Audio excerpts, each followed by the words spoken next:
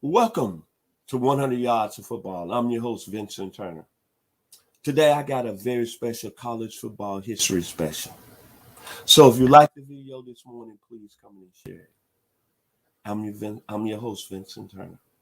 The reason I'm talking low because I'm excited. And I'm excited because I'm going to talk about a young man who really set the stage for all the great players that came to the National Football League. From an African-American perspective at the running back position. Now, I wasn't born when this young man did his thing November 17th, 1956. But I heard about this guy from St. Simon's, Allen, Georgia. Can you believe that? The guy's from the state of Georgia. And the guy name is Jim Brown. Now, my first knowledge of Jim Brown came when I was 4 years old. In the NFL championship game against the Green Bay Packers when he had 27 carries for 114 yards. Then later on, 2 years ago, he announced his retirement from the National Football League. At the time, the all-time leading rusher at 12,123 yards, had the best season of any running back in 1963, 1,863 yards, and he had a career 106 touchdowns.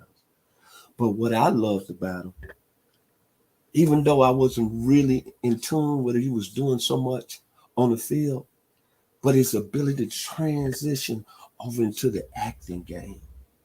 And one of my favorite movies all the time, I just seen it the other night, The Dirty Dozen.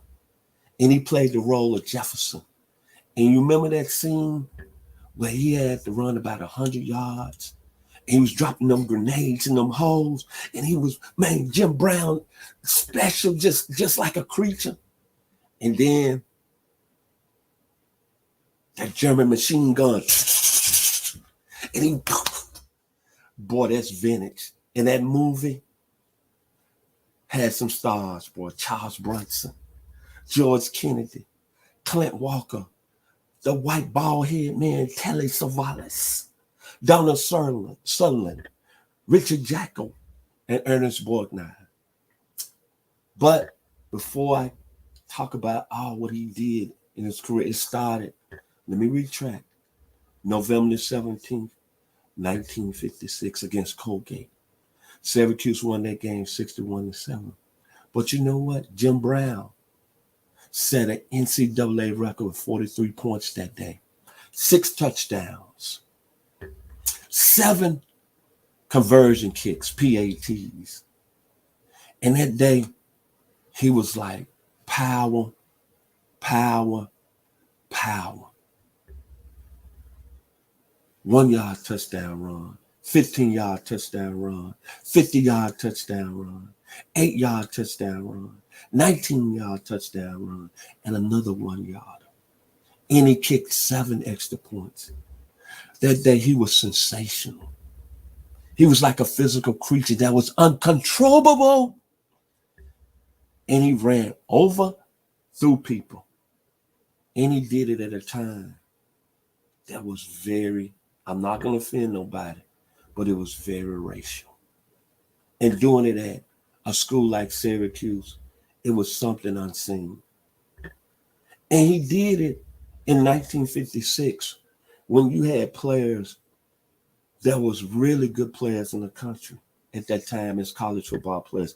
Johnny Majors at Tennessee, Joe Walton at Pittsburgh, John Brody at Stanford, Paul Wiggins at Stanford, Alex Karras at Iowa, Jack Pardee at Texas A&M, Paul Hornung, who won the Heisman Trophy that year in Notre Dame.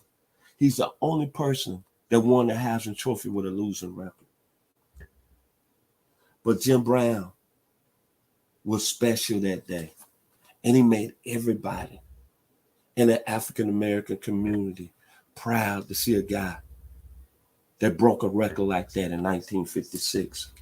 And most of all, we should not be surprised that he did his thing when he went to the National Football League in 1957. We should not be surprised at the skill level that he did for 9 years. Balance, A+. Division, A+. The acceleration and burst, A+. Yards after contact, A+. The drive, A+. and a home run A+. But if anything takes me away that I'm so proud and really respect Jim Brown for, that he was an All-American in another sport, lacrosse. That's something special, man. Jim Brown, man, thank you. You revolutionized the running back position, man, for the African Americans. And you changed the whole scope of the football game from the pro level to the high school level to the college level. And you got to think he did it at Syracuse, and look at all those great players that followed him. Right. Floyd Little, Donovan McNabb, Ernie Davis, Joe Morris, Larry Zonka, Art Monk, Marvin Harrison. Everybody got to be proud of Syracuse University. And on that glorious day, I wasn't born, but November 17, 1956, he set an NCAA record scoring 43 points. So when I think about Jim Brown, my final words about him, it's about the great rock group Queen. We are champions. I paid my dues time after time. And oh, Lord, he paid his dues in the late 50s and early 60s. I've done my sentence, but I committed no crime. That's why he went over into the acting game and starred in A Dirty Dozen. That's what I love about my man, Jim Brown. So if you like the video today, please comment and share it. And to that alumni, Syracuse University, I know Jim Brown might have been controversial, but y'all should be proud of him. Because when you think of Syracuse football, I'm sorry, we don't think about nobody else but that guy you seeing on the screen at 44, Jim Brown from the great state of Georgia. I'd like to give special thanks and much love to my producer this morning, Logan Landers, for making it happen. Y'all enjoy the rest of the week. November the 17th, 1956, Syracuse 61, Colgate 7. We are the champions, Jim Brown, baby.